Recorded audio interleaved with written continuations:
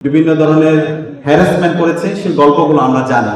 তখন আমাদের জায়গা থেকে আমরা যতটুকু পেরেছি চেষ্টা করেছি, কিন্তু ক্যাম্পাসের যে শিক্ষকরা ছিল, বিশ্ববিদ্যালয়ের যে প্রশাসন ছিল এবং পুরো যে এস্টাবলিশমেন্ট ছিল, সবসময় আমার যারা মারা এবং বোনরা যারা হিজাব করতো তারা বিভিন্নভাবে নিপীড়ন করেছে। তো আজকে জুলাই বিপ্লব পরবর্তী আজকে নতুন বাংলাদেশ, সেই বাংলাদেশে এই ধরনের বঞ্চনা চলবে না। হিজাব ফোবিয়ার নামে আমার বোনের উপর কোনো লাঞ্ছনা, সেটা আমরা মেনে নিব না ইনশাআল্লাহ। এবং ঢাকা বিশ্ববিদ্যালয় থেকে আমরা সেটা শুরু করতে চাই। আমরা ডাকসুর পক্ষ থেকে একটা সেল গঠন করব। প্রত্যেকটা ডিপার্টমেন্টে আমাদের সেই সেলের সদস্যরা যাবে।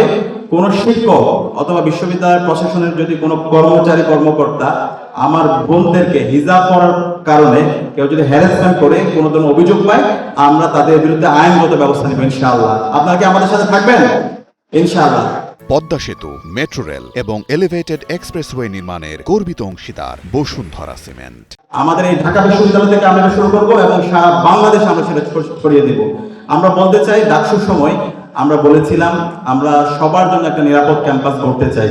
বাংলাদেশের সকল নাগরিকদের জন্য আমরা একটা নিরাপদ ক্যাম্পাস করতে চাই, নিরাপদ বাংলাদেশ বিনির্মাণ করতে চাই। তো সেই নিরাপদ ক্যাম্পাস করতে এই ক্যাম্পাসে যারা হিজাব পড়ে তাদের যেমন অধিকার নিশ্চিত করব, যারা নন হিজাব তাদেরও অধিকার আমরা নিশ্চিত করবো। প্রত্যেকের ন্যায্য অধিকার নিশ্চিত করা হচ্ছে আমাদের দায়িত্ব ইনশাআল্লাহ। এবং সেই দায়িত্ব পালন করার জন্য যা যা করা দরকার সেই দায়িত্ব আমরা পালন করবো। আমরা আশা করছি ঢাকা বিশ্ববিদ্যালয় কেন্দ্রীয় ছাত্রছাত্রীদের সাথে আপনারা যেভাবে আমাদের সাথে ছিলেন, ভবিষ্যতে আমাদের সাথে থাকবেন।